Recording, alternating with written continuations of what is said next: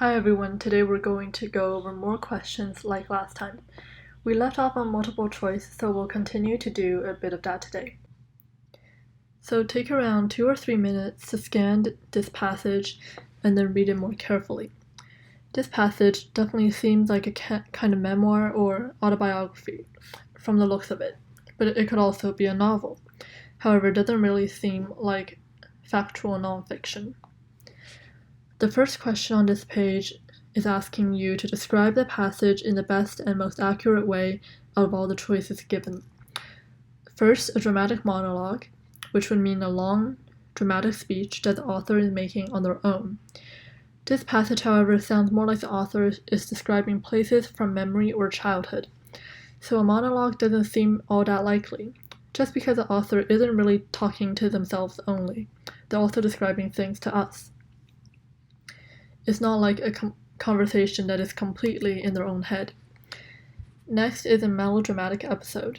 Melodramas are usually sensational and extremely sentimental, so they would try to stir bittersweet feelings in you and make grand exaggerations. Did you feel emotional or almost sad while reading this passage?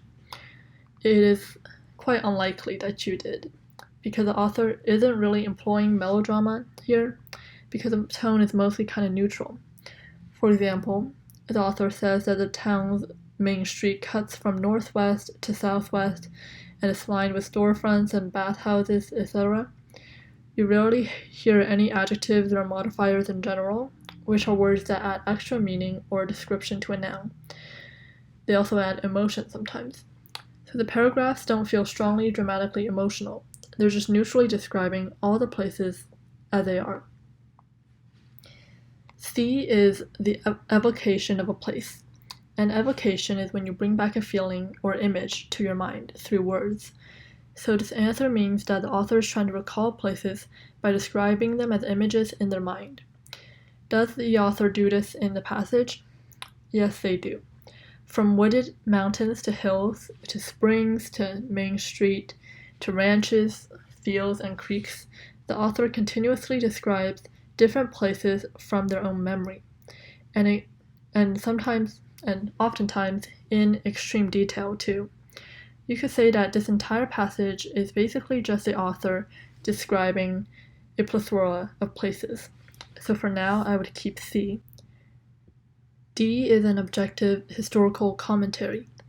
Objective would mean that the author isn't biased or opinionated, and only stating the neutral facts while commenting on history.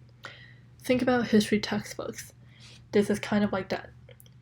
This answer just seems unlikely, because objective commentary would also probably mean cutting out some descriptive words like trickling, gushes, or glittering.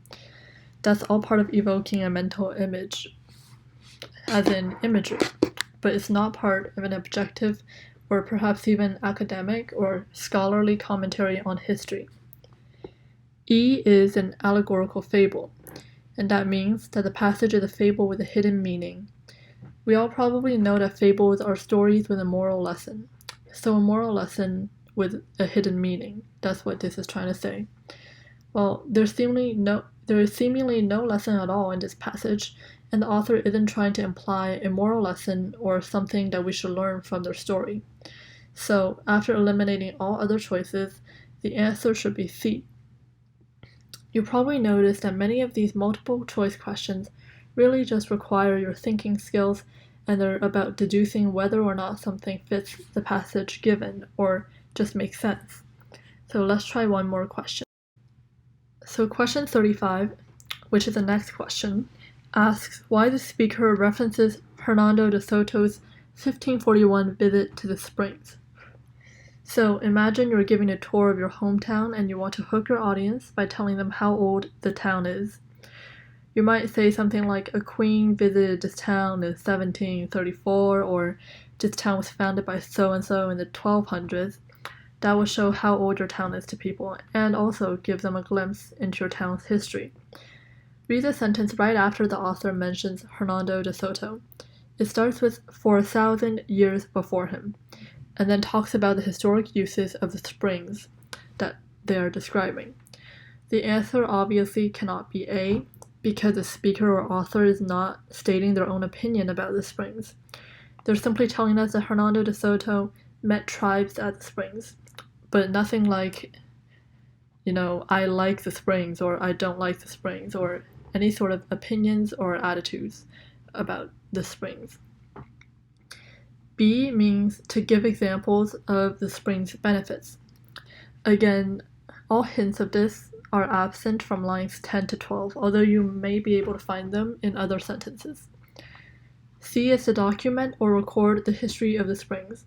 Much like the hometown example I gave before, the author is using Hernando de Soto's name as well as the year 1541 to show the long history of the springs.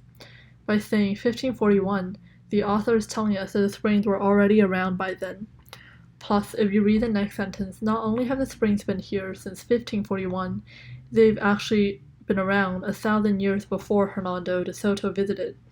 C should be the correct answer. But let's review D and E as well, just to be sure. So D specifies the exact location of the springs.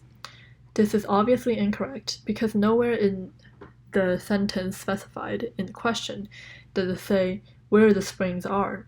If you read on, you'll see that it's probably in the Mississippi Valley, but that's in the next line, so it doesn't count.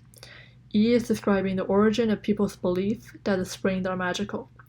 While the sentence does mention Hernando de Soto meeting tribes that believed the springs were magical, it does not explain why or how they came to that conclusion, or in other words, how this idea originated. So, since D and E are also incorrect and unlikely, the answer should be C. We're going to do one last question. Time yourself as you read the passage below.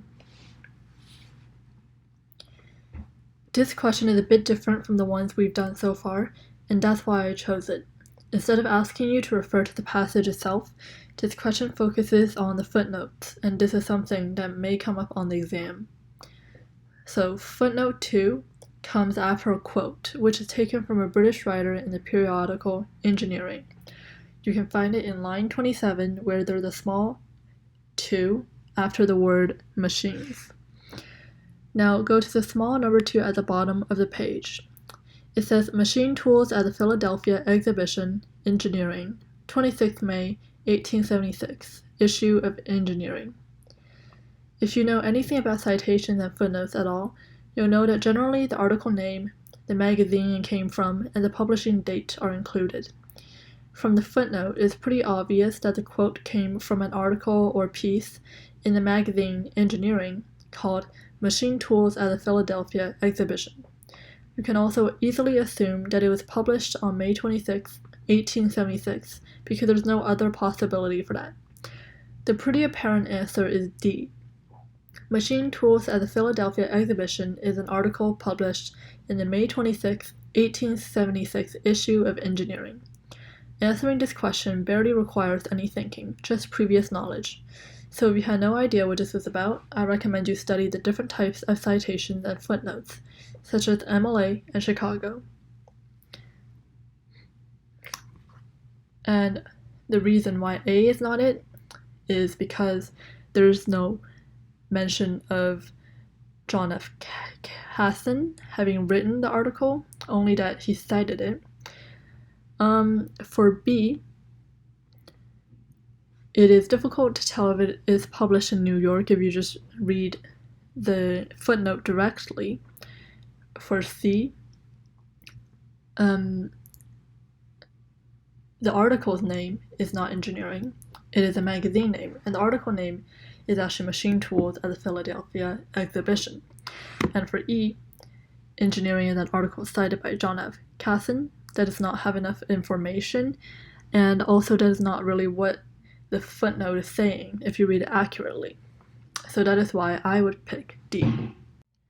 In summary, there are a few things that you should always remember when doing MCQs, or multiple choice questions. First, scan the passage quickly when you're going over it the first time, and be sure to read the background information at the top. Then when you get to the questions, go back and read more carefully in smaller chunks for the specific information that you need. While practicing, it's helpful to annotate important parts with highlighter so that you can get the main idea as quickly as possible. Also, make sure to put yourself in the author's shoes so you can understand why they chose the words they did or use a certain strategy to express a point. It'll be hard at first, but once you get used to it, I'm sure you'll do just fine. That's all for today, and I won't be doing any more MCQs for now. Next time, I'll be focusing on the 3 essays in the free response section instead. Thank you and good luck studying.